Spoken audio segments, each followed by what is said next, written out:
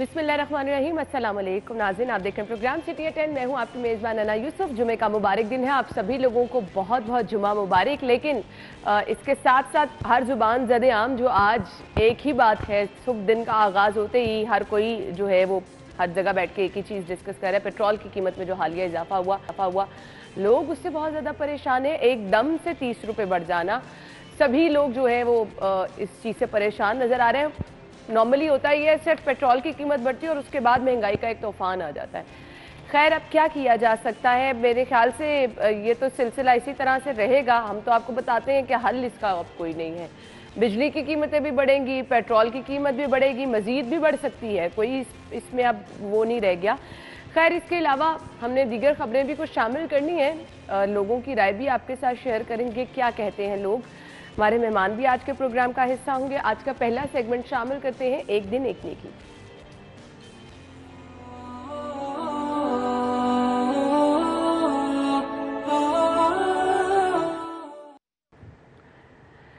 आज का पैगाम क्या है आपके साथ? अहमदुहु व नसल्ली अला रसूलिहिल करीम, अम्मा बाद। मेरे दोस्तों, बुज़ुर्गों, भाइयों, जैसे आजकल हमारे मुल्क पाकिस्तान के हालात चल रहे हैं, कई ऐसे इलाक़े जहाँ पानी इंसानों को भी नहीं मिल रहा, हैवानात को भी नहीं मिल रहा। खुदारा उनकी फ़िक्र करो, उनकी फ़िक्र करो। रसूल अकरम सल्लल्लाहु अलैहि व आलिहि वसल्लम ने इरशाद फरमाया, क़यामत के दिन अल्लाह फरमाएंगे, ए मेरे बंदे, मैं भूखा था, तूने मुझे खाना नहीं खिलाया। बंदा कहेगा, रब्बा आप तो रब्बुल आलमीन हैं, आप कैसे भूखे हो सकते हैं? अल्लाह फरमाएंगे, मेरा फ़लाँ बंदा भूखा था, अगर तू उसको खाना खिला देता तो वहाँ तो मुझे पा लेता। आज हमारे मुल्क में ऐसे इलाक़े भी हैं जहाँ पीने का पानी नहीं मिल रहा। और मेरे भाइयों, इनकी फ़िक्र करो, उनकी फ़िक्र करो। अल्लाह मुझे भी आपको भी इस पर अमल करने की तौफ़ीक़ अता फ़रमाए। व आखिरु दावाना अनिल हम्दुलिल्लाहि रब्बिल आलमीन। आमीन सुम आमीन। ये थी जी आज की अच्छी बात। और अभी हम बढ़ते हैं जी आज की खबरों की तरफ। पहली खबर क्या है? हुकूमत ने महंगाई आइटम बम गिरा दिया, पेट्रोल 30 रुपये फी लीटर महंगा।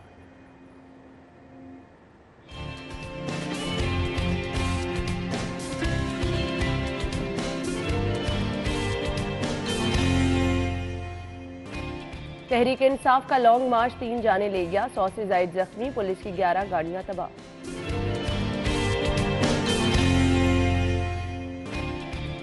रूरल म्यूनिसिपल सर्विसेज प्रोग्राम, साबिक दौर में मुकम्मल होने वाले मंसूबों की रिपोर्ट तलब। और स्मार्ट सिटी थानों के लिए मुख्तलिफ फंड्स पर कट लगाने का फैसला, 3 करोड़ 30 लाख का फंड सड़कों और सीवरेज पर लगाया जाएगा।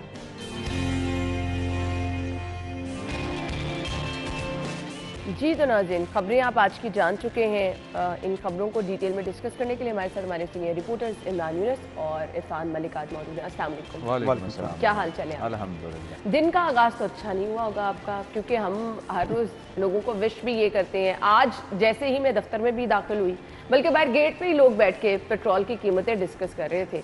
इमरान भाई, आपसे आगाज़ कर लेते हैं। खैर, हमने आपको लोगों के तासुरात भी दिखाने हैं और हुकूमत ने महंगाई का एक तूफान जो बर्पा किया है। एक दम से 30 रुपये पेट्रोल की कीमत में इजाफा हुआ, लोग इससे बहुत ज़्यादा परेशान हैं और लोगों ने ये कहा है कि वो इस कीमत को यकसर जो है मुस्तरद करते हैं। जी तो अब सूरत हाल ये है कि मैं ये नहीं कह सकती कि इससे सिर्फ मैं मुतासर हो रही हूँ या इमरान भाई या इरफान मुतासर हो रहे हैं, हर दूसरा बंदा इससे मुतासर होगा। अभी मैं बहुत सारे लोगों के सोशल मीडिया पे पोस्ट देख रही थी, साइकिल के साथ लोगों ने तस्वीर लगाई हुई है। मेरे ख्याल से बेस्ट ऑप्शन है, क्या कहेंगे? देखिए जी, सोशल मीडिया वालों को तो एक नया टॉपिक जो है वो मिल गया है मीम्स बनाने के हवाले से। आज का दिन मुबारक तो है, लेकिन हर उस शहरी के लिए जो है वो शायद मुबारक ना हो जिसने आज सुबह نیوز پیپر جو ہے وہ پڑھا، کیونکہ ہر نیوز پیپر کی لیڈ جو ہے وہ آج یہی ہے، اور دوسرا ہر وہ شہری جو آج پیٹرول پمپ پہ گیا ہے اس کو دھچکا جو ہے وہ ضرور لگا ہے۔ بہرحال عوام جو ہے پیٹرول چاہے جتنا مرضی مہنگا ہو جائے، پیٹرول، ڈیزل اور یہ مٹی کا تیل جو ہے یہ ہمارے روزمرہ کی جو اشیاء ضروری ہے اس میں شامل ہو چکا ہے، کھانے کی طرح ضروری ہے چیزیں، آپ ان کو تو اور تمام چیزیں جو ہے وہ اس سے منسلک ہو گئی ہیں۔ اب مہنگائی جو ہے صرف پیٹرول جو ہے وہ نہیں بڑھا، اب آپ یہ دیکھیں کہ گھی جو ہے وہ بھی راتوں رات مہنگا ہو گیا ہے، اور ہر چیز جو ہے وہ اس کے ساتھ ساتھ آٹا جو ہے وہ بھی مہنگا ہو گیا ہے۔ تو اگر فیکٹ اینڈ فگرز دیکھیں تو ابھی یہ پیٹرول جو ہے یہ 100 روپیہ مزید مہنگا ہونا ہے، جو آپ نے آئی ایم ایف کے ساتھ جو معاہدہ کیا ہے اس کے پیش نظر جو ہے یہ پیٹرول ابھی 100 روپیہ مزید مہنگا جو ہے وہ ہونا ہے، اور ابھی تو یہ آغاز ہے۔ سابقہ حکومت جو ہے وہ اس نے تو یہ کہا تھا کہ ہم 3 ماہ کے لیے جو ہے وہ نہیں بڑھائیں گے، انہوں نے بھی بڑھانا تھا، لیکن یہ گورنمنٹ جو ہے چونکہ آئی ایم ایف کا پریشر اتنا زیادہ ہے، آئی ایم ایف جو ہے وہ آپ کو مزید فنڈنگ جو ہے وہ نہیں کرے گا۔ مجھے سمجھ نہیں آتی، اگر آئی ایم ایف کا پریشر بڑھتا جائے گا، آئی ایم ایف فنڈنگ روک دے گا تو ہم اس طرح سے ہی اپنی عوام کا عرفان گلا گھونٹتے رہیں گے اور چیزیں مہنگی کرتے رہیں گے۔ انا دیکھیں یہ چیزیں ہوں گی، اور آپ نے جیسے کہا کہ آئی ایم ایف ہم پہ پریشر ڈالتا رہے گا تو ہم نہیں کریں گے۔ فنڈنگ کا مجھے آپ کو کیا فائدہ ہو رہا ہے؟ ہماری جیبوں سے تو پیسے نکل ہی رہے ہیں۔ بالکل آپ کی بات بالکل ٹھیک ہے، لیکن آپ نے اس کے ساتھ ساتھ یہ بھی دیکھنا ہے کہ اگر آپ آئی ایم ایف کی شرائط کو نہیں مانیں گے تو آپ کی اکانومی جو ہے وہ کلیش کرتی جا رہی ہے۔ کریش اگر یہ ہو جائے گی تو اس کے بعد آپ کے پاس کوئی چیز کے لیے میرا سوال ایک ہی ہے، اکانومی کہاں جا رہی ہے؟ اس سے کیا ایک وہ عام شہری جو کہ 100-200 روپے کا پیٹرول ڈلوا کر اپنی کام پہ جاتا ہے اس کو کیا لینا دینا ہے؟ نا اس کا واقعی کوئی لینا دینا نہیں ہے، لیکن اس کے ساتھ ساتھ آپ دیکھیں کہ ہم جب سابقہ گورنمنٹ کی بات کرتے ہیں، عمران خان کی بات کرتے ہیں، تو عمران خان کی جانب سے جب پریشر بڑھا ان کے اوپر، ان کو محسوس ہوا کہ بلاول بھٹو جو ہیں وہ اپنا ایک قافلہ لے کر آ رہے ہیں، لانگ مارچ لے کے آ رہے ہیں، تو اس کے بعد انہوں نے فوری طور پہ یہ ڈیسیجن لیا کہ ہم اگلے 3 ماہ تک نہ تو پیٹرول کی قیمت بڑھائیں گے نہ بجلی کی قیمت بڑھائیں گے۔ اس سے ہوا کیا کہ آپ کے اوپر جو قرضے ہیں وہ بڑھتے گئے، آپ کی اکانومی جو ہے وہ آپ سبسڈی اس کے اوپر پیٹرول کے اوپر جو دے رہے تھے وہ بڑھتی گئی، وہ اس حد تک بڑھ گئی کہ اس کے بعد کیونکہ آپ نے آئی ایم ایف سے پیسے مانگے ہیں، آپ نے ان سے ادھار پیسے لینے ہیں، اور جب جس شخص سے بھی آپ ادھار پیسے لیں، عام جو لائف کے اندر بھی جب آپ پیسے اس کو آپ کو بتانا ہوتا ہے کہ ہم کس طرح آپ کو واپس کر سکیں گے۔ تو یہی صورتحال یہاں پہ بھی ہوئی کہ پوری دنیا میں کیونکہ پیٹرول کی قیمتیں بڑھی، اور اس کے بعد جب آئی ایم ایف کی طرف سے یہ پریشر بڑھا کہ آپ کو اگر ہم پیسے دیتے ہیں تو آپ پیسے واپس کیسے کریں گے، تو اس کے لیے آپ کو یہ سبسڈیز جو ہیں وہ ختم کرنی پڑی۔ لیکن بات وہی ہے جو آپ نے کی کہ اس سے عام آدمی کا کوئی لینا دینا نہیں ہے۔ عام آدمی کے حالات یہ ہے کہ رات کو جیسے اعلان ہوا تو پیٹرول پمپ پہ رش کیسے ہو گیا، مطلب لوگوں کی قوت خرید نہیں ہے اتنی کہ لوگ مہنگی چیزیں استعمال کر سکیں۔ رات کو لوگوں نے اپنے کام چھوڑے جیسے ہی یہ خبر جو ہے سامنے آئی اور لوگ پیٹرول پمپ کی طرف بھاگے، اور وہاں پہ کیا ہوا، لڑائی جھگڑے ہو رہے تھے، لوگ ایک دوسرے کا سر پھاڑنے کو تیار تھے۔ بلکہ پیٹرول پمپ جو مالکان تھے انہوں نے پیٹرول دینا بند کر دیا تھا، پیٹرول دینا انہوں نے بند کر دیا تھا۔ اور آپ یہ دیکھیں نا کہ گورنمنٹ جو ہے وہ دوپہر میں یہ کہہ رہی تھی کہ ہم آئی ایم ایف جو ہے اس کی شرائط تو مانیں گے لیکن ہم پیٹرول جو ہے وہ مہنگا جو ہے وہ نہیں کر سکتے، لیکن رات کو آپ کو وہی پیٹرول جو ہے وہ مہنگا کرنا پڑا۔ 2 چیزیں ہیں جو ہو سکتی ہیں لیکن گورنمنٹ جو ہے وہ نہیں کرے گی۔ پہلی بات تو یہ ہے کہ یہاں تو آپ جو موٹر سائیکل سوار ہے نو ڈاؤٹ اس پہ زیادہ پریشر ہوتا ہے، گاڑی والا جو ہے بیچارہ لائک عرفان کے پاس بھی گاڑی ہے، میرے پاس بھی گاڑی ہے، آپ کے پاس بھی گاڑی ہے، لیکن ہم بھی پیٹرول افورڈ نہیں کر سکتے۔ لیکن اگر آپ نے نچلے طبقے کو ریلیف دینا ہے تو موٹر سائیکل سوار کے حوالے سے کوئی ایسی پالیسی بنا دے کہ اس کو کم از کم پیٹرول جو ہے سستا مل جائے، یہ بھی گورنمنٹ نہیں کرے گی۔ دوسری وہ چیز کہ گورنمنٹ اپنے خرچے کنٹرول کرے۔ اپنے خرچے کنٹرول کیسے کرے؟ اپنے جو سیکرٹریز ہیں، اپنے جو وزراء ہیں، ان کو جو سستا پیٹرول دیا جاتا ہے، سستی بجلی دی جاتی ہے، سستی رہائش دی جاتی ہے، اس چیز کی طرف ذرا نظر ثانی کرے۔ وہ جو ان کے ایسی چیزیں جو مراد دیتے ہیں ان کو کم کریں۔ نارملی کیسر کھوکر صاحب کی خبر تھی پرسوں کی، میں پڑھ رہا تھا، جس میں یہ تھا کہ ایک سیکرٹری کو گئے ہوئے کافی دن ہو چکے ہیں لیکن اس کے کمرے میں اے سی آج بھی چل رہا ہے، اس کے جو ملازمین ہیں وہ بیٹھے اے سی انجوائے کر رہے ہیں۔ اب یہ صورتحال دیکھیں نا، کافی جو ہے یہ غور طلب ہے۔ عمران نے جو بات کی کہ عام آدمی کے ساتھ ساتھ اگر ہم یہ جو شاہانہ اخراجات ہیں ان کو کنٹرول کریں، دیکھیں گھر کا بجٹ جو ہے وہ کسی نے اگر گھر کے جو سربراہ نے بنانا ہے تو اس کو ساری چیزیں دیکھنی پڑتی ہیں کہ زیادہ ایکسٹرا جو لائٹس نہ جلیں، اے سی کا کم سے کم استعمال کیا جائے، बाकी जो अखराजात हैं उनको कंट्रोल करें, क्योंकि आपके पास अर्निंग कम है। जब अर्निंग कम है तो उसके बावजूद हम इस तरह की लाइफस्टाइल अपना लें कि हम शाहाना ज़िंदगी गुजारें, हमारे वज़रा देख लें, हमारी हुकूमत देख लें, जहाँ पे उनकी गाड़ियों के लिए हज़ारों लीटर का पेट्रोल जो है वो मुफ्त है, जिनके पास उनको ज़रूरत भी नहीं है इन चीज़ों की। और ये सिर्फ उन चीज़ों को ज़रूरत नहीं, हर गवर्नमेंट नून हुकूमत का ये वतीरा नहीं रहा, हर गवर्नमेंट। देखिए उन लोगों को तो इन चीज़ों की ज़रूरत भी नहीं है। जो लोग हमारे असम्बलियों में आते हैं, कि आपको लगता है कि उनको तनख्वाहों की ज़रूरत होगी, कि आपको लगता है कि उनको ये मराद की ज़रूरत है, ये उनके मसाइल नहीं, ये आम लोगों के मसाइल हैं।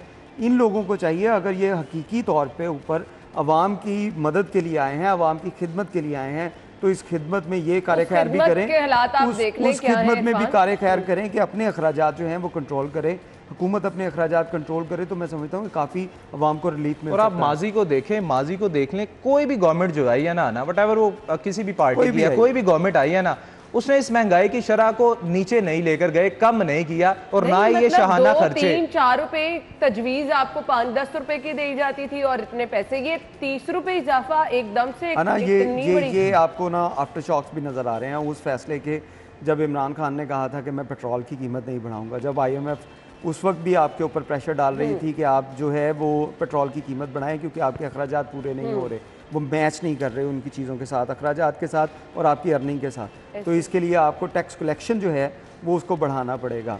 बाकी जगहों पर बढ़ा दी गई, क्योंकि डायरेक्टली पेट्रोल जो है ये एक आम सारिफ, जो एक आम आदमी है उसके ऊपर असरअंदाज होता है। उस वजह से ये प्रेशर में आगे ये फैसला कर लिया गया कि हम नहीं बढ़ाएंगे, और अब वो 3 माह जो हैं वो 3 माह के पैसे आपको इकट्ठे बढ़ाने पड़े। और आगे जैसे इमरान ने बात की कि ये पैसे मज़ीद बढ़ेंगे, और आइंदा भी आप देखेंगे कि जब भी आपको महीने बाद 15 दिन के बाद आपको पता चलेगा कि पेट्रोल की कीमत दोबारा बढ़ गई, और उसके साथ जो खौफनाक चीज़ होगी कि वो हर चीज़ जो आम आदमी इस्तेमाल करता है उसकी कीमतें बढ़ेंगी, उसकी कीमतें बढ़ जाएंगी। खैर, आम आदमी के इस पे तासुरात क्या हैं, ज़रा वो भी दिखा दीजिए। जी बिल्कुल है ना, इस टाइम मैं पेट्रोल मौजूद हूँ, और यहाँ पर जो है रात गए जो है पेट्रोल की कीमतों में इजाफा करके हमारे शहरियों पर एक महंगाई बम जो है वो और गिराया गया। शदीद गमो गुस्से का इजहार करते हुए मेरे साथ यहाँ पर शहरी मौजूद हैं। मैं आपको बताती चलूँ कि 30 रुपये जो है वो पेट्रोल की कीमतों में इजाफा करके 180 रुपये कीमतें कर दी गई हैं। आप मुझे बताइएगा, पेट्रोल की कीमतों में इस कदर इजाफा हो गया, क्या कहना चाहेंगे आप?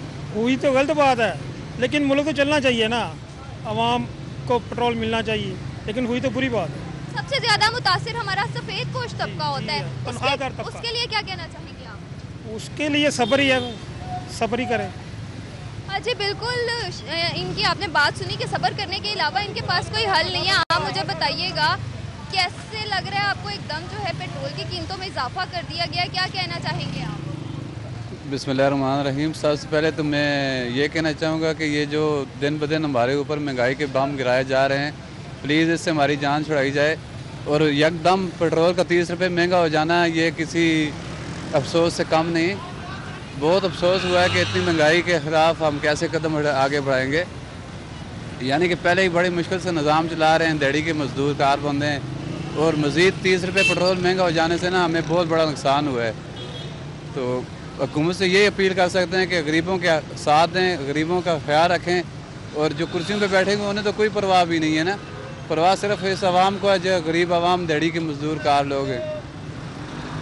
जी बिल्कुल है ना, आपने देखा कि शहरी जो है वो शदीद गमो गुस्से का इजहार करते हुए हुकूमत को ये मैसेज दे रहे हैं कि खुदारा जो है पेट्रोल की कीमतों में कमी की जाए, क्योंकि पेट्रोल की कीमतें जब बढ़ती हैं तो वो सिर्फ हमारे शहरियों पे नहीं बल्कि ओवरऑल मुल्क में जितनी तमाम अशिया हैं उन सबको वो अपनी लपेट में लेती हैं। ये जो महंगाई है ये एकदम से पेट्रोल की कीमतों में इजाफा किया गया, इससे जो है बाकी अशिया भी महंगी होंगी। तो हुकूमत से अपील करते हुए हमारे शहरी नज़र आ रहे हैं कि इसको कंट्रोल किया जाए, इनकी कीमतों में कमी की जाए, ताकि सफ़ेद पोश तबके के लिए जो है वो हुकूमत आसानियाँ पैदा करे, ना कि उनके ऊपर जो है इस तरह के बम गिरा कर उनको खुदकशियाँ करने पर मजबूर कर दे। जी ठीक है मायदा, थैंक यू, आपने लोगों के तासुरात सुने।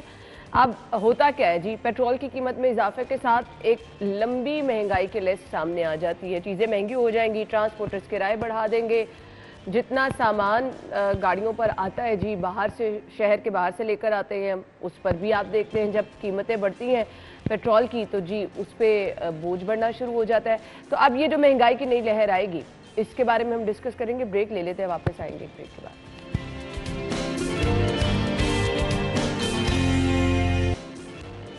खुश आमदीद आपको एक बार फिर से कहेंगे। पेट्रोल की कीमत में इजाफे के बाद जो अब सिलसिला शुरू होगा, कल बहुत सारे लोग कह रहे थे जी ऑयल घी नहीं मिल रहा, लोग जा रहे हैं मार्केट से शॉपिंग करने के लिए मुख्तलिफ स्टोर से। अब होता क्या है कि जो हम जिसको माफिया कहते हैं जी, वो भी सरगर्म हो जाता है और जो स्टोर किया हुआ सामान होता है इंतज़ार किया जाता है कि पेट्रोल की कीमत बढ़ी है, इन चीज़ों में तो ऑटोमेटिकली इजाफा होगा, तो उन चीज़ों को फरोख्त जो है वो रोक दी जाती है। इरफान क्या कहेंगे आप? अना देखिए, इसमें मैनेजमेंट जो है ना ये सबसे बड़ी बात होती है। आपके पास पेट्रोल जो बढ़ा तो उसके बाद आपको चाहिए, हुकूमत को ये करने के काम है कि आप उसके मुतबादल चीज़ें आप लेके आएँ। आप इलेक्ट्रिक कार जो हैं इसका यूज़ ज़्यादा करें, इनकी चीज़ों की तरफ आएँ। अगर तेल की कीमतें आप देखें, यहाँ पे तेल की कीमत आपको बताई जा रही है 485 रुपये वाला जो है वो 490 का मिल रहा है, लेकिन अगर आप मार्केट में जाके देखें तो आपको ये 525 रुपये में मिल रहे हैं। ऐसे ही है। ये चीज़ें अगर कंट्रोल करनी है तो इंतज़ामिया ने करनी है। जो मैं बात कर रहा हूँ मैनेजमेंट की, इंतज़ामिया का काम ही होता है मैनेजमेंट करना। जब चीज़ें बढ़ रही हैं तो इनके ऊपर आपने कंट्रोल करना है कि कोई ज़ख़ीरा अंदोज़ी ना करे, कोई जो है मुनाफाखोरी ना करे। इन चीज़ों को कंट्रोल करने के लिए आपके पास एक बहुत बड़ा नेटवर्क है, जैसे फूड अथॉरिटी है, जैसे आपके पास सिटी डिस्ट्रिक्ट गवर्नमेंट के जो मजिस्ट्रेट्स हैं, जो प्राइस कंट्रोल कमेटियां हैं, ये सारे लोगों ने काम करना होता है। असल इशू तब आता है जब एक तरफ महंगाई होती है, दूसरी तरफ ये लोग अपनी जेबें गर्म करने के लिए उन लोगों को पूछते नहीं है जो मुनाफाखोरी कर रहे हैं, जो ज़ख़ीरा अंदोज़ी कर रहे हैं। और एक और चीज़ जो रात को, क्योंकि मैं ग्रोसरी करने के लिए गई थी, स्टोर्स पर लिख के लगाया कि एक से ज़्यादा चीज़ आपको नहीं मिलेगी। मतलब अगर आप लेट्स सपोज एक दूध का डब्बा खरीद रहे हैं तो वो एक ही आपको मिलेगा, दो आपको नहीं मिल सकते। देखिए जी, बिल्कुल इसी तरह देखिए जिस तरह इरफान बात कर रहे थे कि मिडल मैन का किरदार या सरकारी निर्खों पर अशियाए ज़रूरिया की फ़रोख्त, इसकी ज़िम्मेदारी जो है वो हुकूमत ने किससे काम करवाना है, ज़िले इंतज़ामिया से करवाना है, वो अपने मजिस्ट्रेट से करवाना है। लेकिन इन दोनों चीज़ों में हुकूमत जो है वो हमेशा से नाकाम रही है। मैं फिर वही कहूँगा कि सिर्फ मुस्लिम लीग नून की नहीं, हर हुकूमत जो है वो नाकाम रही है। आप मिडल मैन का किरदार ख़त्म नहीं कर पाए, आप सरकारी निर्खों पर अशियाए ज़रूरिया जो है उसकी फ़रोख्त जो है वो यकीनी नहीं बनाए। और अगर कहीं सरकारी निर्खों पर अशियाए ज़रूरिया कहीं मिल रही है तो उसकी क्वालिटी जो है वो आपके सामने होती है। एक तरफ आप ये कह रहे हैं कि जी अगर हम IMF की शराइत जो है वो नहीं मानेंगे तो उसके बाद जो डॉलर है वो जो है वो बहुत ऊपर चला जाएगा। डॉलर तो भाई अभी भी भाग रहा है, बल्कि उड़ रहा है और वो लगता है रॉकेट पे बैठ के उड़ रहा है। अब बात यही है, जिस तरह अगर हम बात करें ट्रांसपोर्ट के हवाले से कि पेट्रोल जो है वो ऑब्वियसली हर ट्रांसपोर्ट में जो है वो यूज़ होता है, तो आप जो पब्लिक ट्रांसपोर्ट है उसको बढ़ाएं, वो आपको कहीं नज़र नहीं आ रही। आपने अभी तक जो लाहौर के जो 19-20 रूट्स हैं उनमें से अभी तक सिर्फ 2 या 3 जो है वो चल रहे हैं, बाकी सारे आपने बंद किए हुए हैं। क्यों? क्योंकि आपके पास गाड़ियाँ नहीं है। और भाई आवाम को जो है अगर आपने सरकारी ट्रांसपोर्ट फराहम करेंगे तो फिर वो अपनी गाड़ियाँ या बाइक जो है वो नहीं बाहर निकालेंगे। नो डाउट मेट्रो जो है वो कोई भी कुछ भी कहे, आवाम को फ़ायदा तो हो रहा है कि आप शादरा से गजूमता अगर जा रहे हैं तो नो डाउट उसका फ़ायदा है। ऑरेंज ट्रेन आप देख लें, उसका भी आवाम को फ़ायदा तो है। तो भाई रोड्स पे अब मेट्रो और ऑरेंज इनका एक सेपरेट रूट है, उसके अलावा ये अपने रूट से नहीं हटती। तो सिटी के अंदर आपको चलाने के लिए वो बसेस आपको दोबारा लानी पड़ेगी जो आपने पहले बंद कर रखी हैं। 17 रूट जो है वो अभी तक बंद है। क्यों? आपके पास गाड़ियाँ नहीं है। भाई गाड़ियाँ लाएं, फिर शायद ये चीज़ें जो है वो कंट्रोल हो सकती हैं। लेकिन फिलहाल क्या होगा जी, अब इसके बाद आपको पता चलेगा ट्रांसपोर्टर्स ने अपने किराए बढ़ा दिए हैं और वो लोग जो कि हम कह रहे हैं सस्ती फैसिलिटी एक अभी अद्वियात महंगी होंगी, आपकी रोजमर्रा इस्तेमाल की चीजें, दालें, सब्जियां, ये भी महंगी होंगी क्योंकि ये सब चीजें गाड़ियों पर ही सामान आता है ना रोजाना की बुनियाद पर। चीजों के ऊपर देखें, हर शख्स ने जो है उसने पेट्रोल भी इस्तेमाल करना है, उसने दालें भी इस्तेमाल करनी है, उसने चावल भी इस्तेमाल, गंदम भी इस्तेमाल। अब गंदम पे देखें कि कितना जुल्म है कि गवर्नमेंट ने रेट निकाला 2200 रुपया, और अब जो है इस वक्त जो है अभी अप्रैल में आपकी कटाई खत्म हुई है, अप्रैल के एंड पे। उसके बाद अब जो है सूरत हाल ये है कि 2700 रुपये के करीब जो है वो गंदम आपको मार्केट में मिल रही है। उनको कंट्रोल किसने करना है? बात वही है कि जो मैनेजमेंट है वो हमारी इतनी नाकिस है, इतनी नाअहल है, जिसकी वजह से अवाम के ऊपर एक तो महंगाई का जो बम्ब है वो एक तरफ हुकूमत गिराती है, दूसरी तरफ ये इंतज़ामिया गिराती है। इंतज़ामिया अगर अपना वर्किंग बेहतर कर ले तो मैं समझता हूँ लोगों को कुछ ना कुछ रिलीफ मिल सकता है। देखिए अगर इस हुकूमत ने भी वही रविश इख्तियार की जो PTI की थी, PTI ने क्या किया, अवाम से जो वादे किए इक़्तिदार में आने के बाद वो पूरे करने की बजाय वो सियासी इंतकाम की तरफ आ गए। ठीक है, और यही अगर सूरत हाल मुस्लिम लीग नून ने अब की तो अब अवाम जो है वो उसको इतना शऊर आ गया कि वो अपना हक कैसे लेगी। अवाम जो है उनको पता है کہ کون عوام کے لیے کام کر رہا ہے, کون ریلیف دے رہا ہے اور دے سکتا ہے. بالکل صحیح کہا آپ نے. لیکن ابھی فی الحال کیا ہے جی, آپ کو مہنگا پیٹرول بھی خریدنا پڑے گا, 1-2 دن میں آپ کو بجلی کی قیمتیں بھی اضافہ ہو گیا ہے, آپ کو مہنگی دالیں, سبزیاں, یہ چیزیں خریدنی پڑیں گی, اس کے علاوہ آپشن کوئی نہیں رہ گئی ہے. تحریک انصاف کا لانگ مارچ 3 جانے لے گیا, 100 سے زائد زخمی, پولیس کی 11 گاڑیاں تباہ ہوئی ہیں. مزید آگے اس کی ڈیٹیلز آپ کے ساتھ شیئر کریں گے, بریک کے بعد آتے ہیں.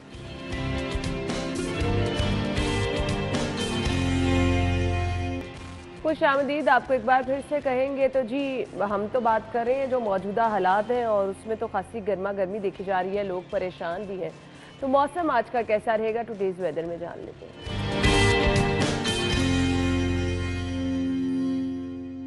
فریحہ ہمارے ساتھ ہیں. جی فریحہ بتائیے, موسم اس وقت باہر کا کیسا ہے؟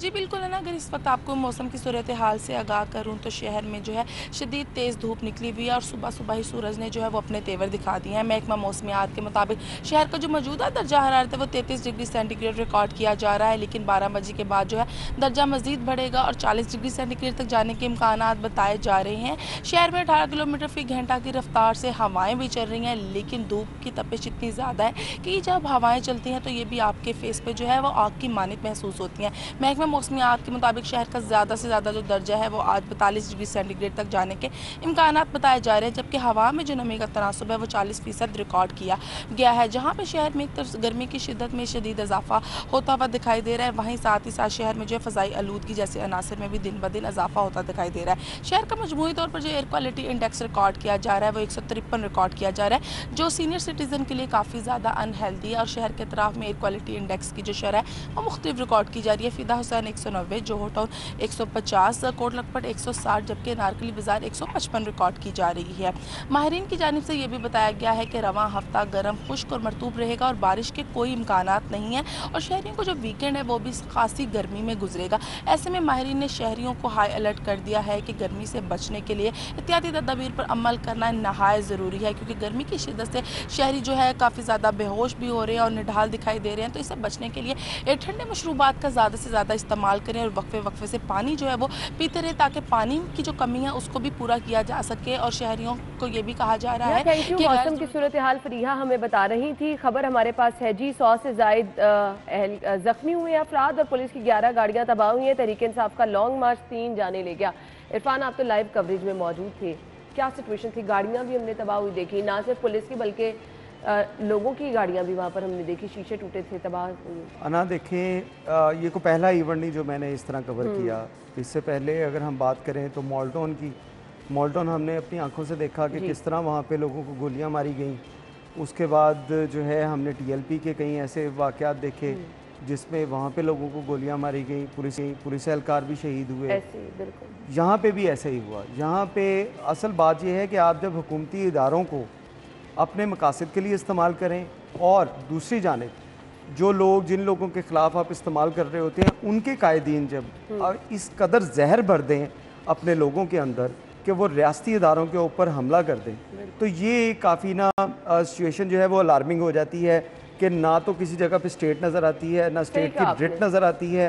دوسری جانب لوگوں کے اندر ایسے جذبات پیدا کرنا کہ یہ لوگ وہ سمجھتے ہیں یہ شاید پاکستان کی فورس نہیں ہے, یہ شاید کوئی انڈیا کی فورس آگئی ہے, اس کے اوپر اٹیک کرتے ہیں. ایسے ہی بالکل ہم نے یہی دیکھا. یہ جب کنڈیشن بن جاتی ہے تو آپ کبھی بھی ملک جو ہے وہ فائدے میں نہیں جائے گا, ملک خسارے میں جائے گا. آپ کے ادارے کمزور ہوں گے, اس کے ساتھ ساتھ لوگوں کے اندر جو اعتماد ہے اس میں کمی آئے گی. اب یہاں پہ بھی یہ ہوا کہ یہاں پہ اگر آپ حکومت کی طرف سے دفعہ 144 کا نفاذ کیا گیا تو اس میں آپ یا تو جو پارٹی ہے, جو اپوزیشن رہنما ہیں, ان کے ساتھ بیٹھ کے آپ ڈیسائیڈ کر لیں کہ بھئی آپ لوگوں نے نہیں نکلنا, یا ان کو سمجھائیں, یا وہ قائل ہو جائیں یا ان کے ساتھ جو آپ قائل ہو جائیں. یہ چیز جو کی نہیں گئی, دونوں طرف سے بیان بازیاں صرف کی گئیں.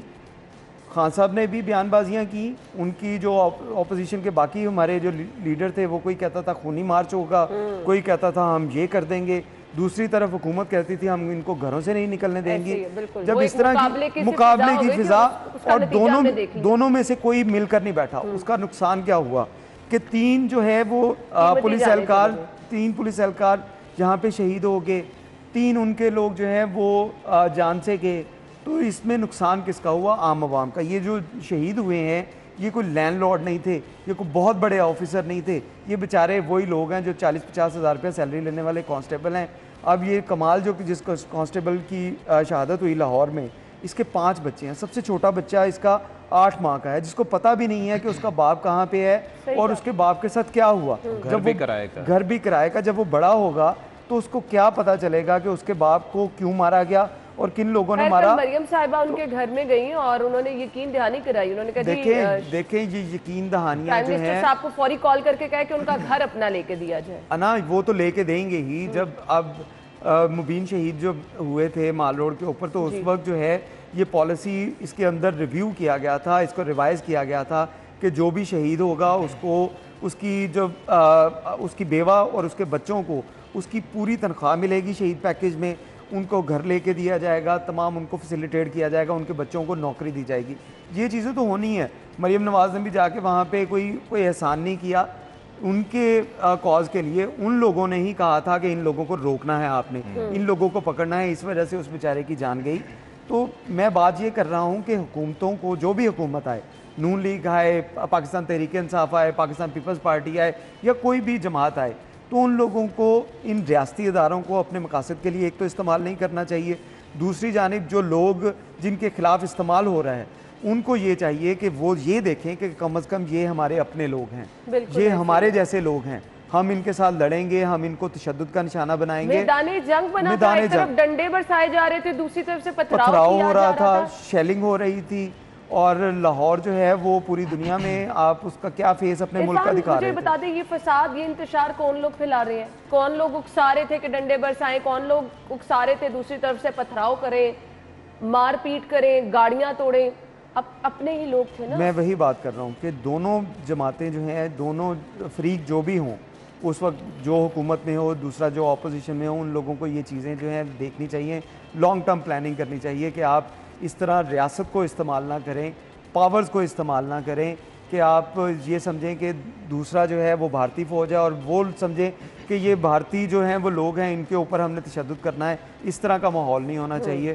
ہم نے دیکھا کہ بتی چوک کے اوپر جب وہاں پہ کارکنان آ رہے تھے تو اس وقت پولیس ان کو روکنے کے لیے شیلنگ کر رہی تھی, وہ پتھراؤ کر رہے تھے. 100 سے زائد لوگ جو ہیں وہ پولیس کے اہلکار پورے پنجاب کے اندر دیکھے زخمی ہوئے. 3 جو اہلکار ہیں وہ جان سے گئے. اسی طرح دوسری طرف بھی آپ دیکھیں تو ان کے لوگ جو ہیں, کوئی پل سے گر گیا بیچارہ, وہ اس کی جان چلے گی. ان لوگوں کا مداوع کون کرے گا؟ اچھا, اس سب کے بعد ایک ایپیسوڈ عمران بھائی رات لبرٹی میں بھی ہوئی. اب مجھے نہیں سمجھ آ رہی وہ کیا تھی. مطلب انتشار اس قدر تھا کہ ایک جو صبح سب کچھ ہوا, راستے بند ہوئے, اس کے بعد ایک دم سے لوگ پھر سے لبرٹی اکٹھے ہو گئے اور وہاں پر بھی وہی جلاؤ گرا, وہاں پر بھی وہی مار پیٹ کی صورتحال تھی. دیکھیں نا, 3 جانیں جو ہیں وہ ضائع ہوئی ہیں, 100 سے زائد پولیس اہلکار جو ہے وہ زخمی ہوئے ہیں, اور اتنے ہی وہ ہوں گے جو پتھراؤ کر رہے تھے. پھر 11 گاڑیاں جو ہیں وہ تباہ ہوئی ہیں, کروڑوں کی سرکاری املاک جو ہے اس کو نقصان جو ہے وہ پہنچا ہے. تو اس ساری صورتحال پر افسوس جو ہے وہ حکومت کو بھی کرنا چاہیے اور اپوزیشن کو بھی کرنا چاہیے. اب بات یہ ہے کہ آپ لانگ مارچ کریں, حق ہے آپ کا, وٹ ایور وہ حکومت کرے یا اپوزیشن کرے آپ کریں, لیکن جب آپ لانگ مارچ کی کال دیتے ہیں تو آپ کی تقریر میں, آپ کے بیانات میں یا آپ کی دعوت میں شرانگیزی نہیں ہونی چاہیے کہ جی ہم خونی مارچ کریں گے, جلا دو, گرا دو, روکا گیا تو یہ کریں گے. جب آپ اپنے ورکرز کو آرام سے کہہ دیں گے کہ بھائی ہم نے احتجاج کرنا ہے یا ہم نے دھرنا دینا ہے یا وہاں پہنچنا ہے, تو تب حکومت کو بھی پتہ ہوگا کہ جی انہوں نے صرف ریلی نکالنی ہے, یہ کرنا ہے, تو ہم نے صرف پروٹیکٹ کرنا ہے کہ یہ اس سے باہر نہ نکلے. اب حکومت نے جو کیا وہ سب کو پتہ ہے کہ حکومت نے ڈر اور خوف کی وجہ سے کیا, اسی لیے حکومت نے ان کو روکا.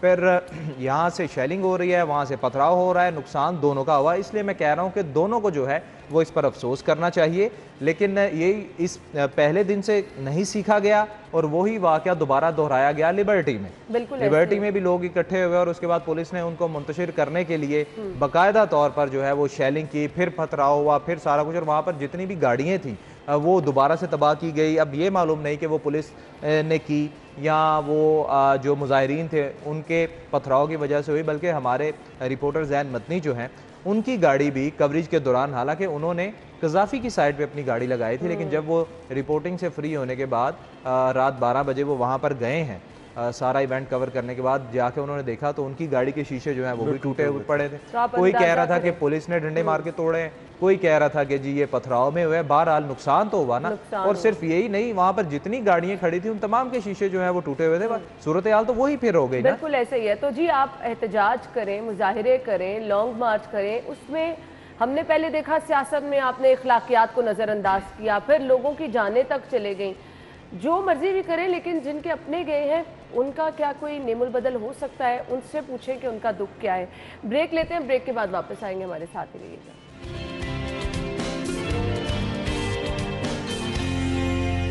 स्टूडियो में आपको एक बार फिर से खुशामदीद कहेंगे। नाज़रीन, प्रोग्राम के इस हिस्से में हम बात करने वाले हैं सूद के बारे में, जिसको हराम करार दिया गया है। मैं बहुत सारे लोगों से उनकी गुफ्तगू सुनती हूँ, या कारोबारी लेन देन के हवाले से अगर बात की जा रही हो तो एक्चुअली उनको खुद मालूम नहीं होता कि वो सूद का जो सिलसिला है वो जारी रखे हुए हैं, क्योंकि हमने अब हर चीज़ को खुद से ही मतलब दे दिया है, खुद से ही मायने दे दिए हैं।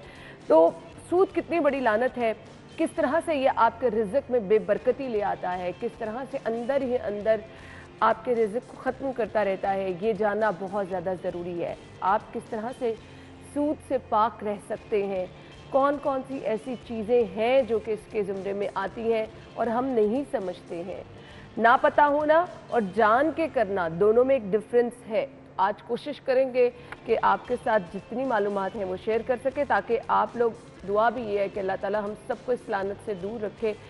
इसके साथ साथ वो लोग जो कि चले जाने अनजाने में या ना जानते हुए किसी ना किसी तरह इन्वॉल्व है, हमारी कोशिश ये होगी वो इस चीज़ का खात्मा कर दे। हमारे साथ हमारी आज की मेहमान मौजूद है, मजहबी स्कॉलर हैं, हुमा तकवी साहिबा ने हमें ज्वाइन किया है, उन्हें खुशामदीद कहेंगे। अस्सलाम वालेकुम। वालेकुम अस्सलाम। क्या हाल चाल है? अल्हम्दुलिल्लाह। बहुत बहुत शुक्रिया आपके वक्त के लिए। मैंने जैसे कि कहा कि सब लोगों को पता है कि सूद हराम है, फिर भी हमारे कुछ कारोबारी तकाजे ऐसे बन चुके हैं कि जिसमें हम समटाइम जाने में, समटाइम ना जानते हुए हम वो लेन देन में सूद को ले आते हैं, लेकिन हम उसको मानने को तैयार नहीं होते हैं। आगाज़ यहाँ से कर लेते हैं, बेसिकली सूद है क्या और इसके बारे में अहकामात क्या हैं? जी, बिस्मिल्लाहिर्रहमानिर्रहीम, अल्लाहुम्मा सल्ली अला मुहम्मदिन व अला मुहम्मद व अज्जिल फराजहुम। ये जो बात आप कर रही हैं बहुत इंपॉर्टेंट है, और आपने जिस तरह इसको बयान किया और स्टार्ट लिया कि बात बिल्कुल ठीक है कि कुछ लोग जो हैं वो बेचारों को पता ही नहीं है, वो बेचारे मासूम इनोसेंट, जो जिसने कहा कर लिया। मगर जो सबसे बड़ी चीज़ इस्लाम में, मज़हब में, हमारे दरमियान रसूल अल्लाह ने जिसको बार बार मना किया कि पुरानी कौमें तबाह इसलिए हुई कि वो दीन को अपनी मर्ज़ी के मुताबिक मोल्ड कर लेते थे। मतलब ला इल्मी तो खुदा बड़ा करीम है, माफ़ करने वाला है, वो तो कहता है कि ठीक है, लेकिन अगर आप एक चीज़ आपको मालूम है ये गलत है, उसमें से खुद ही शिक़ें निकाल कर उसको अपने लिए ईजी कर लेना, ये ईमान की बदतरीन हालत है। अब ये जो लफ्ज़ सूद है, अगर कहूँ सूद तो बहुत बुरा लगता है, अगर मैं कहूँ इंटरेस्ट तो बहुत अच्छा लगता है। मतलब लफ्ज़ों को चेंज करके हमने उसको एकदम से उसको हलाल करार दे दिया। बेसिकली अगर हम कुरान से और मतलब अरबिक के हवाले से हम बात करें, क्योंकि ज़ाहिर है इस्लामी मुआशरे में हम इस वक्त चल रहे हैं, तो हमारे मुआशरे को नज़र भी इस्लामिक आना चाहिए। कुरान पाक में जो सूद का लफ्ज़ है, इसको रिबा या रुबा के तौर पर लिखा गया है कुरान में। अब जहाँ पे भी लफ्ज़ रिबा लिखा गया है उसका मतलब क्या है? सूद। उसके साथ एक और लफ्ज़ भी अक्सर आप कुरान में देखें, बे आपको नजर आएगा, बे ये एन बे, यानी कि जहाँ सूद का तस्करा है वहाँ बे का तस्करा है। लेकिन अब ये सूद और बे दोनों में थोड़ा सा फ़र्क है। बे का मतलब तिजारत है, सूद का मतलब जो है कि वो शरई मुनाफा से ज़्यादा मुनाफा लेना है। अब अगर सूद के लफ्ज़ी मायनों पे आप गौर करें, इसका मतलब होता है ज़्यादती, इसका मतलब होता है बढ़ावा, इसका मतलब होता है किसी चीज़ को उसकी लिमिट से ज़्यादा एक्सीड कर दे।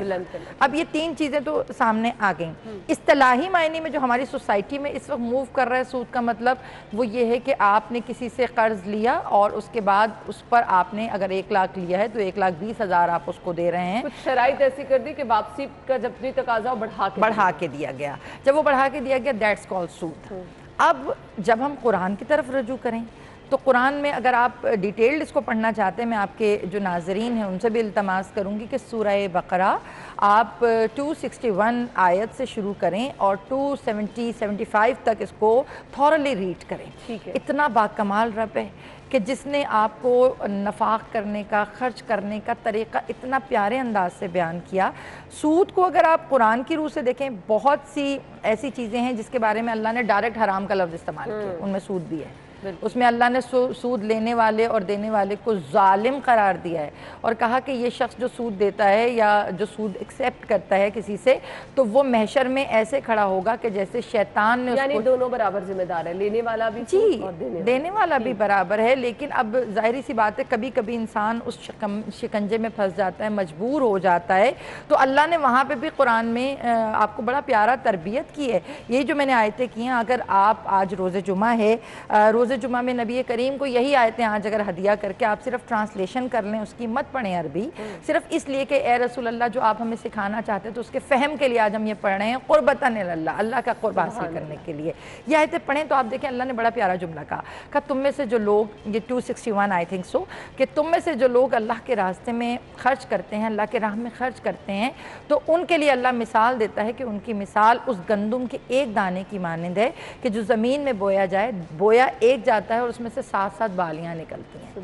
اور جب 7 بالیاں نکلتی ہیں تو اس میں سے 100 خوشے نکلتے ہیں، ہر بالی کے اندر دانے ہوتے ہیں، یعنی اللہ نے کہا ایک دانے سے خدا تمہیں اس طرح دیتا ہے۔ پہلی بات اللہ نے آپ کو یہ چیز کی طرف مائل کیا کہ آپ خدا کے راستے میں خرچ کریں اور اس کا لین دین سے کوئی تعلق نہیں ہے، مطلب ختم، اللہ کے راستے میں دے دیا تو اس کا اجر بھی اللہ پہ آپ نے رکھ دیا۔ اس کے بعد فوراً سیکنڈ ٹائم پہ اللہ تعالیٰ لے آیا کہ تم میں سے بہت سے لوگ ایسے ہیں کہ جو اپنے مال کو اللہ کے راستے میں خرچ کرتے ہیں، مگر کوئی چھپا کے کرتا ہے، کوئی دکھا کے کرتا ہے۔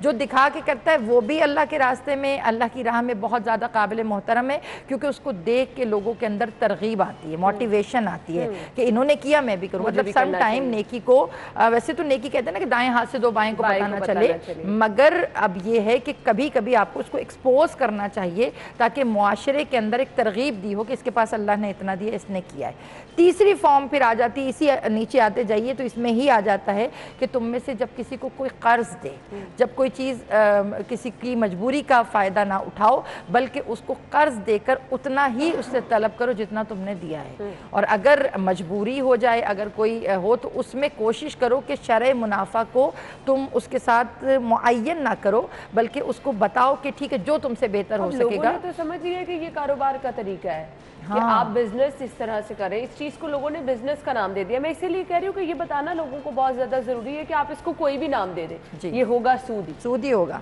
صحیح، دیکھیں نام بدلنے سے اس کی حیت تو نہیں بدل رہی، ایسے ہی اب لوگ اگر اس کو حلال و حرام کہہ رہے کہ جی یہ بھی یہی ہے، ایک بینک، اب اکثر لوگ بینکنگ پہ جب بات کرتے ہیں تو شرع منافع، شرع سود، مطلب کوئی کہتا ہے شرع منافع، کوئی کہتا ہے شرع سود۔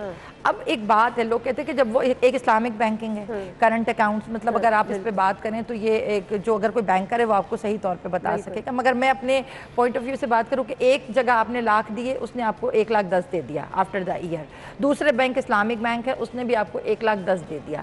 اب اگلا سوال کرتا ہے کہ لو جی وہ تو ایک یہودی بینک تھا، اس نے بھی اس کو 1,10,000 دیا، اسلامک نے بھی، جو حالات رہتے ہیں، جو ایکچوئل سچویشن ہوتی ہے وہی رہتی ہے۔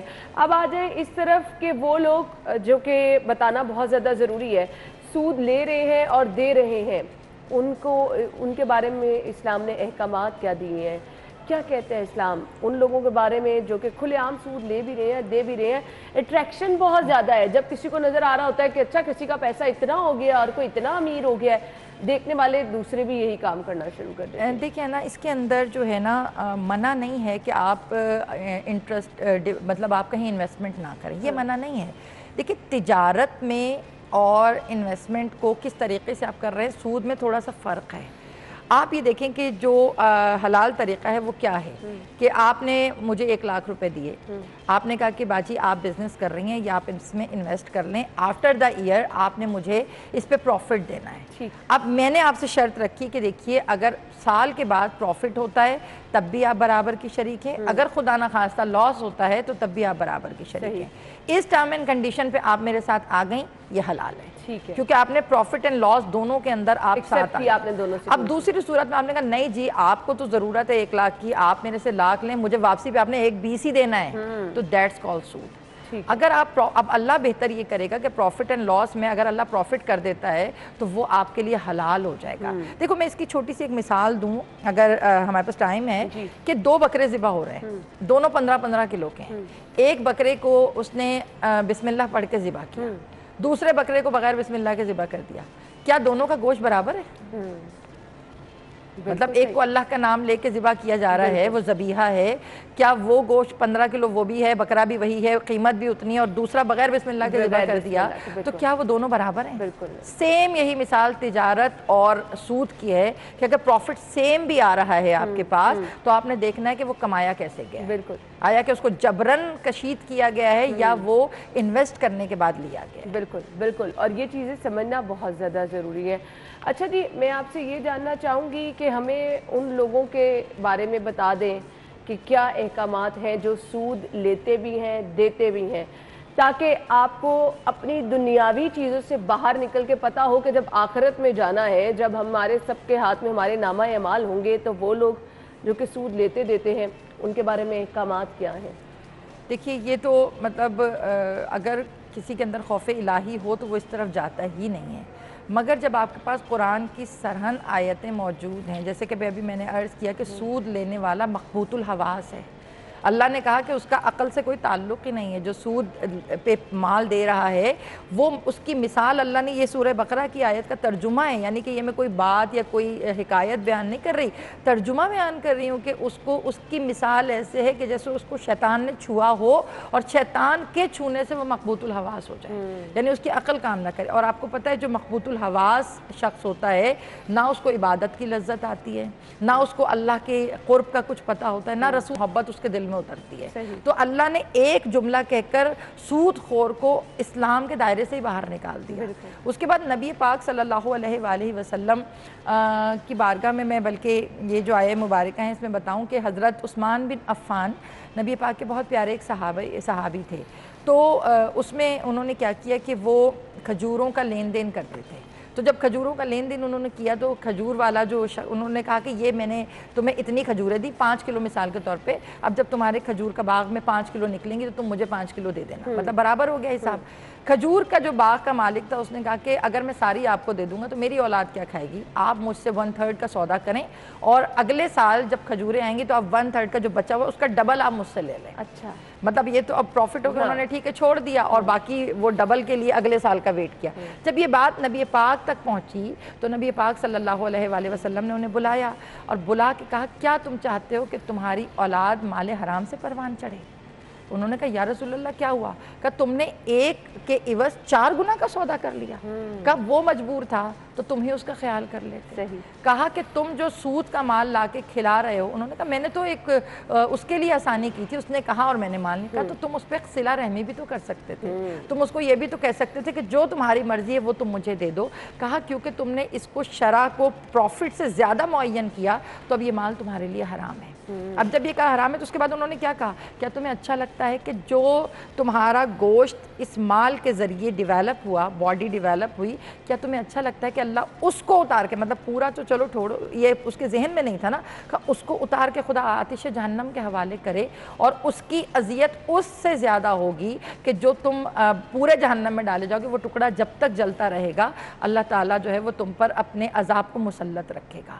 تو جہنم صرف ایک کانسیپٹ نہیں ہے جو آپ سمجھیں گے جی صرف ایک ڈرانے کے لیے اللہ نے رکھا ہوا ہے، حقیقی جہنم ہے۔ اور دنیا میں بھی جو سود خور ہے اس کے بارے میں پڑھ رہی تھی، میرے رونگٹے کھڑے ہو گئے جب مجھے آپ نے کہا کہ یہ میں ریڈ کر رہی تھی، اس میں لکھا تھا کہ جب سود خور مرتا ہے تو اس کا چہرہ گواہی دیتا ہے کہ یہ سود خور ہے۔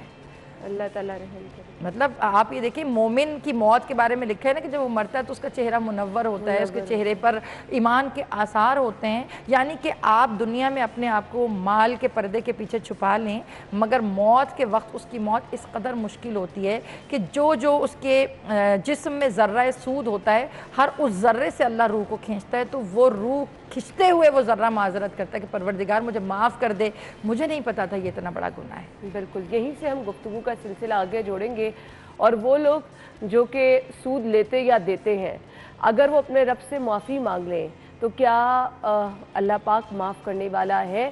کیا اس کی معافی ہے؟ کیونکہ اس کو تو حرام قرار دیا گیا ہے اور کہا گیا ہے کہ اس کی معافی کوئی نہیں ہے، تو سچے دل سے توبہ کرنے کی اہمیت کیا ہے؟ اس پر ہم نے بات کرنی ہے، بریک کے بعد واپس آتے ہیں، ہمارے ساتھ ہی رہیے۔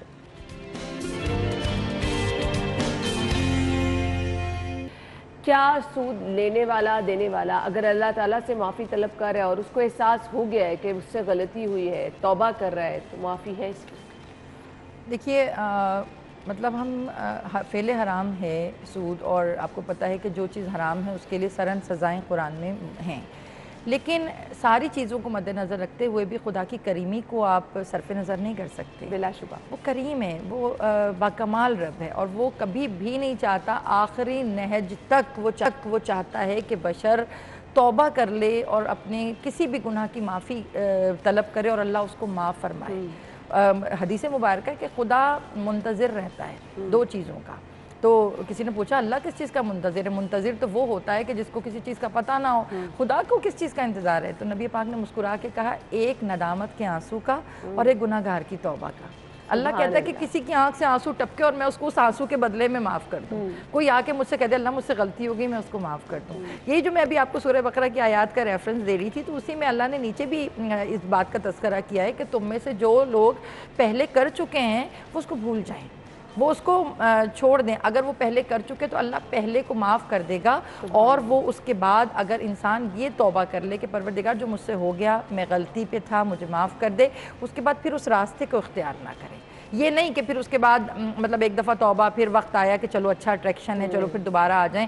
اللہ نے کہا اصل توبہ کا مقصد یہ ہے کہ جب آپ کسی کام کو اللہ کی بارگاہ میں ایڈمٹ کر لیں کہ پروردگار یہ غلط تھا، تو اس کے بعد اس غلطی کا ارتکاب نہ کریں، اسے دوبارہ نہ کریں۔ تو سود بھی ایک ایسی چیز ہے، اگر آپ ہے ٹھیک ہے آپ لا علمی میں کر رہے تھے یا جان کے کر رہے تھے، مگر جب آپ کو ریئلائز ہو گیا کہ پروردگار میں نے یہ کام کیا، یہ غلط تھا، تو اللہ معاف کرنے والا، لیکن اس کے لیے جو احکام اور جو روایات ملتی وہ یہ ہیں کہ جو مال تم نے اس سے خرچ کیا، اس سے گین کیا، کوشش کرو کہ اس مال کو پھر تم ضائع کر دو، اس مال کو تم کسی نہ کسی راستے میں خرچ کر دو، دے کر پھر اس کے بعد اپنی زندگی کو نئے سرے سے شروع کرو، تاکہ وہ جو مال حرام تھا تمہارا، یہ نہیں کہ وہی حرام مال پہ مزے ہو رہے ہیں اور اس کے معافی مانگ کے اور لوٹ رہے ہیں مزے کا، اس کو تم کسی راہ الہیہ میں اللہ کی راہ میں خرچ کرو، حالانکہ وہ وائٹ منی نہیں ہے، لیکن پھر جب تم نے ارادہ کر لیا کہ پروردگار، آپ اکثر دیکھیں کہ لوگ اسمگلنگ کر رہے ہوتے ہیں اور اس کے بعد زکوٰۃ خیرات اور لوگوں کو بانٹ رہے ہوتے ہیں، دیکھ چڑھ رہی ہوتی ہیں،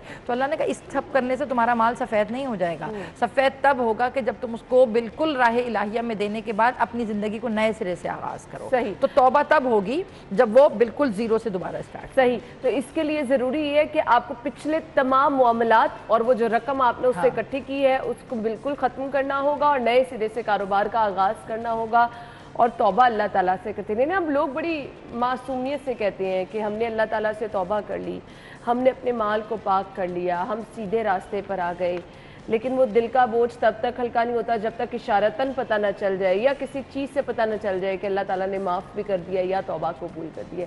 کیسے پتہ چلتا ہے کہ اللہ تعالیٰ نے آپ کو معاف کر دیا؟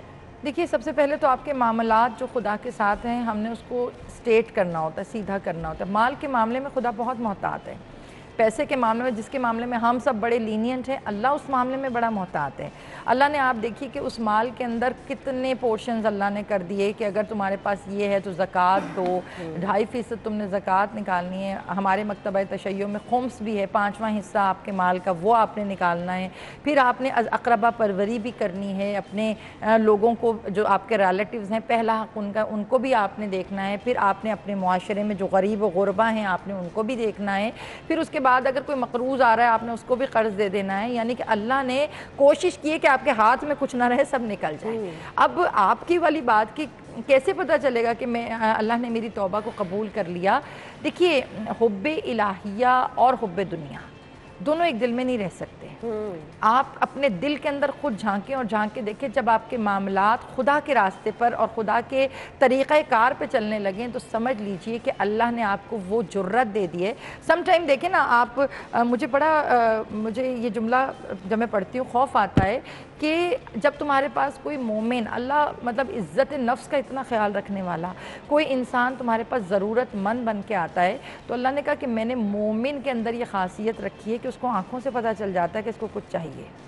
اور آپ اگر دیکھیں نا لوئل ہو کر اپنے آپ کو پڑھیں, اپنے آپ کو دیکھیں, اگر کوئی آپ سے کچھ مانگنے آتا ہے نا, آپ کو پتہ چل جاتا ہے کہ یہ آیا ہے کسی چکر میں آیا ہے, مانگنے آیا ہے. اب جب وہ مانگنے آیا تو اللہ نے کیا کمال کا ہے, کہا میرا مومن وہ ہے کہ جو پھر اس کے مانگنے کا انتظار نہ کرے, اس کے مانگنے سے پہلے حاجت روائی کرتے. اور یہ خدائی صفت ہے, خدائی صفت ہے. اور اللہ کہتا ہے کہ میں چاہتا ہوں کہ اگر میں نے کسی کو تمہارے پاس بھیجا ہے, عطا کرنے والا تو خدا ہی ہے نا, تو اللہ نے کہا میں چاہتا ہوں کہ تم سارے کے سارے ید اللہ بن جاؤ, اللہ کے ہاتھ بن جاؤ. اللہ کے ہاتھ نہیں ہے, اللہ نے قرآن میں کہا نا اے حبیب یہ جو کنکریاں ہیں یہ تم نے نہیں ماری, خود خدا نے ماری ہیں, یہ تمہارے ہاتھ پہ بیعت نہیں کر رہے, یہ اللہ کے ہاتھ پہ بیعت کر رہے ہیں. تو اللہ نے کہا میں چاہتا ہوں میرا ہر مومن ید اللہ بن جائے کہ کام خدا کے ہوں, کرے وہ. اور جب وہ کام کرنے لگتا ہے تب اس کو پتہ چل جاتا ہے کہ اللہ نے اس کو معاف بھی کر دیا اور اس کا ہاتھ بھی اللہ نے پکڑ لیا. بالکل آپ نے صحیح کہا, وہ خود آپ کو لگنے لگ جاتا ہے کہ آپ اگر اللہ کے بتائے ہوئے راستے پر چل رہے ہیں, اللہ تعالیٰ کے قریب ہو رہے ہیں, تو بلا شبہ اللہ تعالیٰ نے آپ کو معاف کیا, تو یہ سعادت دی ہے. میسج کیا دینے والوں کو؟ جی اسلام کیونکہ ایک مکمل مذہب ہے, اور میں آڈینس کو یہی کہنا چاہوں گی کہ جب وہ اتنا کامل مذہب کے جس کو دے کے اللہ نے الیوم اکملتو کی اسٹیمپ آپ پر لگا دی ہے, تو جب وہ کامل ہے تو آپ دین کے ہر معاملے میں, دنیا کے ہر معاملے میں اسلام کی طرف رجوع رہنمائی وہاں سے حاصل کریں. جی, اور اپنی مرضی, اپنی شقیں, اپنی پسند کو اسلام پہ مسلط نہ کریں, کیونکہ جب آپ نے اسلام قبول کر لیا تو اس کا مطلب تسلیم ہے. تسلیم کا مطلب جھک جانا, چاہے وہ غربت ہو, چاہے وہ امیری ہو, چاہے وہ مالی معاملات ہوں, سب جگہ پہ سر تسلیم خم ہے تو آپ مسلمان ہیں. بے شک, اور یہ چیزیں آپ کو صرف اور صرف یاد نہیں رکھنی بلکہ آگے بھی پہنچانی ہے, بلکہ لوگوں کے آگے مثال بننا ہے تاکہ لوگ آپ سے سیکھیں اور سیدھا راستہ بھی اختیار کریں. تھینک یو سو مچ ہما تقوی صاحبہ, بہت بہت شکریہ آپ وقت کے لیے. ناظرین بریک لیں گے, جوائن کریں گے آپ کو اس بریک کے بعد.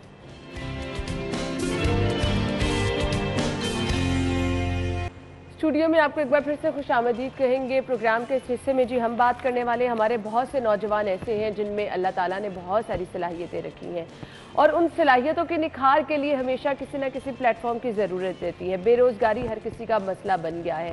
ایسا پلیٹ فارم لوگ تلاش کرتے ہیں جہاں پر ان کے ہنر کو نکھار دیا جائے, اور اس ہنر کو نکھارنے کے بعد وہ معاشرے میں نہ صرف ایک اہم شہری کے طور پر بلکہ آگے بڑھتے ہوئے وہ اپنے روزگار بھی کما سکے اور کسی پہ بوجھ نہ بن سکے. ایسے میں ہم دیکھتے ہیں بہت سارے ادارے, بہت ساری آرگنائزیشن کام کر رہی ہیں جو کہ نوجوانوں کو, باہمت نوجوانوں کو, ہنرمند نوجوانوں کو نکھار کے ساتھ جہاں کام کرنا سکھاتی ہیں وہیں انہیں اس قابل بناتی ہیں کہ وہ اپنے لیے کچھ کر سکے, اپنا گھر بار چلا سکے. ہمارے ساتھ جو ہمارے آج کے مہمان موجود ہیں ان کے بارے میں آپ کو بتانا چاہوں گی. انٹرپرینیور ہیں ڈاکٹر نعمان مفتی صاحب نے ہمیں جوائن کیا ہے, جو کہ ہمارے نوجوانوں کو ہنرمند بنانے کے ساتھ ساتھ اس قابل بھی بناتے ہیں کہ معاشرے کے اس دوڑ میں وہ آگے بڑھ کر اپنے لیے کچھ کر سکے. السلام علیکم. وعلیکم السلام. کیا حال چال ہے؟ اللہ کا شکریہ. بہت بہت شکریہ. بہت بڑا مسئلہ ہے آج کے نوجوان کا, وہ خاص طور پہ نوجوان جو کہ پڑھے لکھے نہیں ہیں لیکن ہاتھوں میں ہنر ہونے کے ساتھ ساتھ وہ ہنر نکھار کیسے لے کے جائے گا اور ان کو کاروبار کیسے فراہم کرے گا, یہ ایک بڑا ان کے لیے چیلنج ہے. اس کے لیے آپ کیا کام کر رہے ہیں؟ جی, ہم لوگوں نے جو سب سے چیز نوٹس کی وہ پرائیویٹ سیکٹر جو ہے پاکستان کا وہ کافی کمزور ہے. پرائیویٹ سیکٹر کے اندر اسمال بزنسز آتے ہیں, لارج بزنسز آتے ہیں, اور اگر یہ ہم اس پرائیویٹ سیکٹر کو اسٹرانگ کریں پاکستان کے اندر تو بہت سارے روزگار کریٹ ہو سکتی ہے, ویلتھ کریشن ہو سکتی ہے, امپورٹ کینسلیشن ہو سکتی ہے.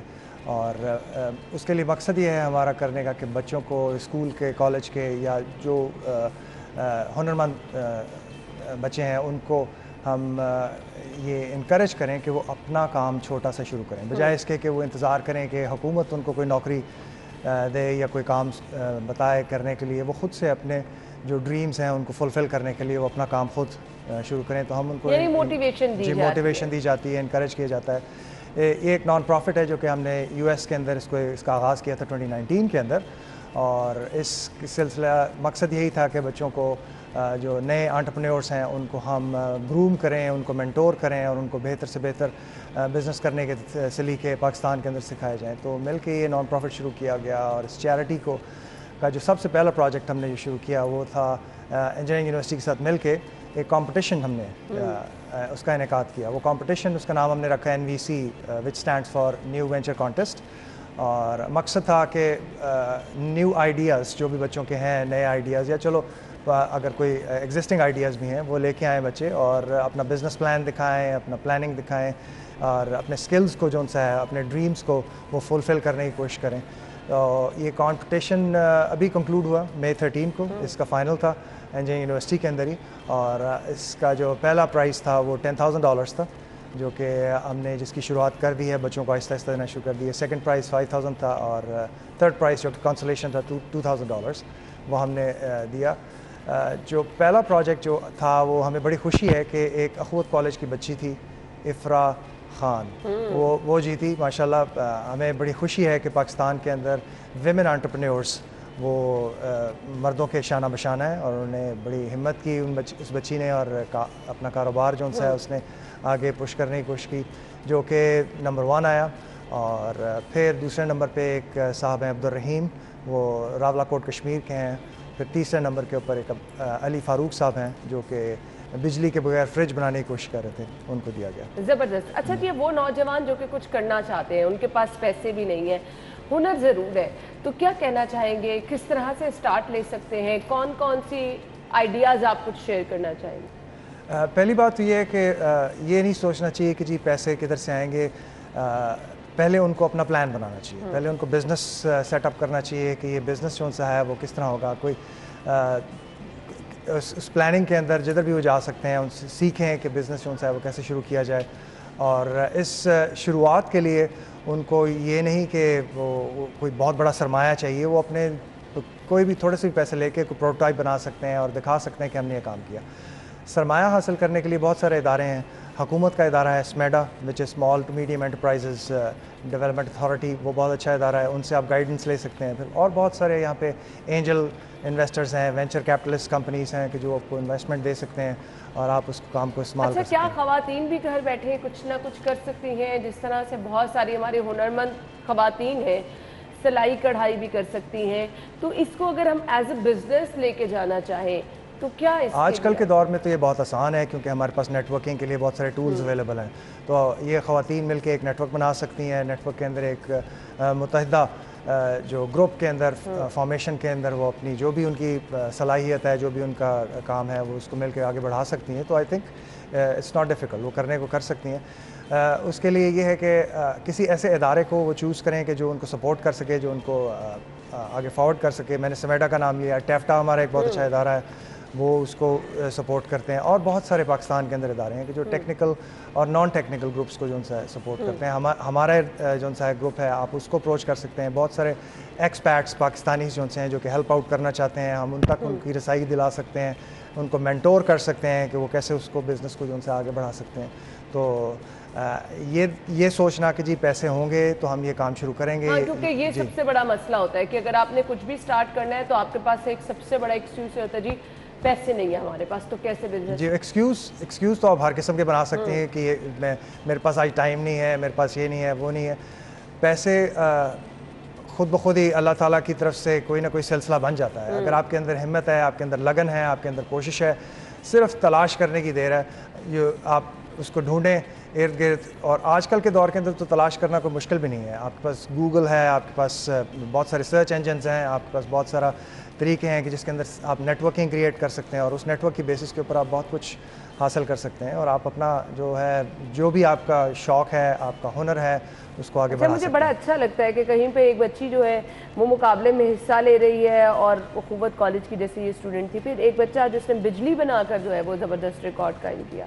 بجلی نہیں, انہوں نے کام کیا ہے کہ ایک فریج بنایا ہے جو کہ بجلی کے بغیر چلتا ہے. زبردست. وہ ایسا ایک ہماری ایگزسٹنگ ٹیکنالوجی ہے جس سے ہم گھڑے بناتے ہیں, کلے کے پاٹس کو انہوں نے اس طرح سے منور کیا ہے کہ اس کے اندر جو آپ کھانا رکھتے ہیں وہ ٹھنڈا رہتا ہے, پانی رکھ ڈالیں وہ ٹھنڈا رہتا ہے, اور اس کے لیے بجلی کی ضرورت نہیں ہے. وہ بڑی انٹرسٹنگ ٹیکنالوجی ہے, نئی انوویٹو نہیں ہے, افریقہ میں انڈیا میں استعمال ہوتی ہے, मगर पाकिस्तान में उन्होंने पहली दफ़ा इसको जो है। तो आप देखिए, अगर आप कुछ करना चाह रहे हैं, मौके बहुत ज़्यादा हैं, पर आपके अंदर सिर्फ जज्बा होना चाहिए। मैसेज देखने वालों को क्या देना चाहिए?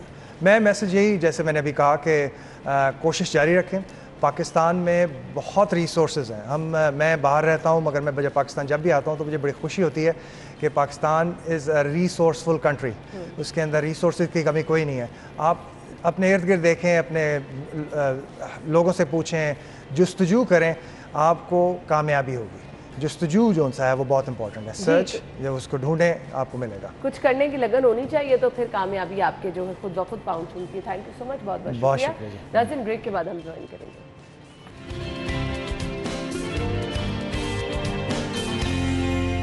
Welcome back. प्रोग्राम के इस हिस्से में जी हम शुरू करने वाले हैं अपने सेगमेंट्स, और सबसे पहले सेगमेंट्स में मैं आपको बताऊंगी मोबाइल अगर आपने ख़रीदना है। वीवो के आज डिफरेंट मॉडल्स हैं हमारे पास। पहला मोबाइल वीवो Y17 है, कीमत इसकी है जी 33,999 रुपये।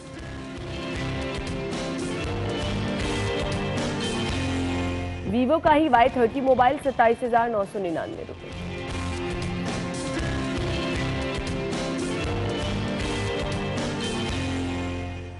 वीवो Y21 मोबाइल है 28,999 रुपये का।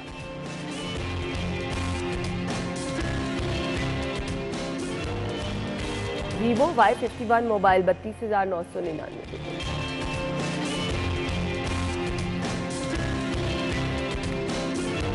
और इसके बाद जी मोबाइल के रेट्स आपने जान लिए, हमने अब आपको बताने हैं सब्जियों के रेट क्या है। सेगमेंट शामिल करते हैं आज के भाव।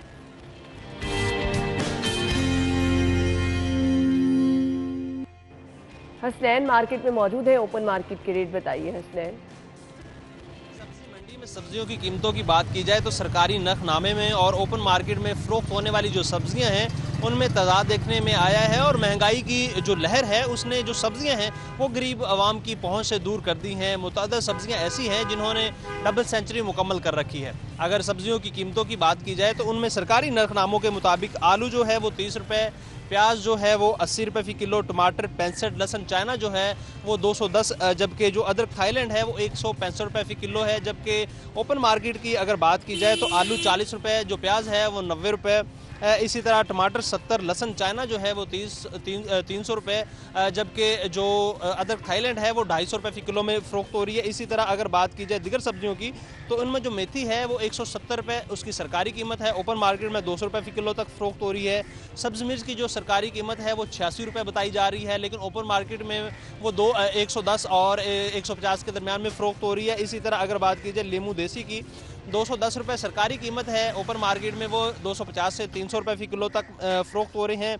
टिंडे देसी 210 रुपये बाज़ार में फ़रोख्त हो रहे हैं, जब सरकारी कीमत है, जबकि बाज़ार में 200 से 220 रुपये फ़ी किलो के दरमियान में फ़रोख्त हो रहे हैं। इसी तरह अगर बात की जाए मटर की सरकारी कीमत जो है वो 218 है, बाज़ार में वो 250 रुपये फ़ी किलो में फ़रोख्त हो रहे हैं। करेला जो है 180 रुपये उसकी जो करेला है 80 रुपये उसकी कीमत है, बाज़ार में 120 रुपये फ़ी किलो में फ़रोख्त हो रहा है। इसी तरह जो भिंडी है 83 रुपये उसकी सरकारी कीमत है, जबकि बाज़ार में वो 110 रुपये फ़ी किलो में फ़रोख्त हो रही है। और अगर अरवी की बात की जाए तो 124 रुपये उसकी सरकारी कीमत है, ओपन मार्केट में वो 150 रुपये। जी हसनैन, थैंक यू, आपने सब्जियों की कीमतें बता दी। मेरे पास है मीट रेट ज़ैनत शॉप पे अगर आप जाएंगे बीफ पर केजी आपको यहाँ से मिलेगा 749 रुपीज़ में 749 रुपये किलो, और अगर आपने ख़रीदना है बीफ मिन्स तो आपको मिलेगा 935 रुपये, यानी तकरीबन 950 रुपये किलो में। मटन के रेट 1793 और मटन मिन्स 1898।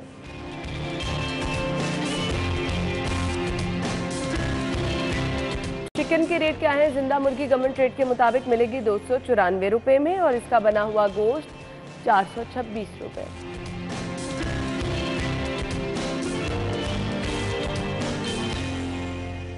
अब जी हमारे पास है एग रेट्स रिटेल प्राइस के मुताबिक 164 रुपये में आप अंडों की खरीदारी कर सकेंगे, और इसके बाद होलसेल पे अगर आप जाएंगे तो यहाँ से जी 162 रुपये दर्जन में आप अंडों की खरीदारी कर सकते हैं। अब सेगमेंट है हमारा जी जिसमें हमने आपको बताना है कि आप पैसे कैसे बचा सकते हैं, बचत कैसे होगी बचत बाजार में।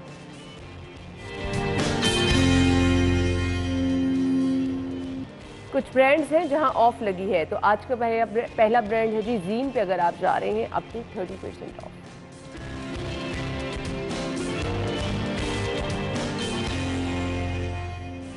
डाइनर्स पे जाएंगे up to 30% of.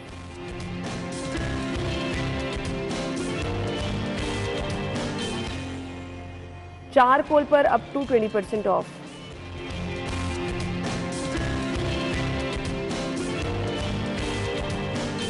Outfitters up to 50% of.